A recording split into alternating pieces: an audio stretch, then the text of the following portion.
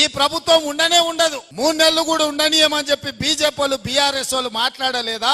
ఇవాళ అక్కడి నుంచి ఈ భూమి మీద బీఆర్ఎస్ ఉండదు, పాతాళానికి పోయిందనే పరిస్థితి వచ్చింది. కాంగ్రెస్ పార్టీ కార్యకర్తలతో పెట్టుకుంటే నీ పార్టీకి పుట్టగతులు ఉండవని నేను ఆయల్లో చెప్పిన. మా కార్యకర్తలు ఉసురు తలిగింది కేసీఆర్, నీకు వాళ్ళ ఉసురు తలిగి దుమ్ము కొట్టుకపోతావు. నీకింక రాజకీయంగా మనుగడ లేదు.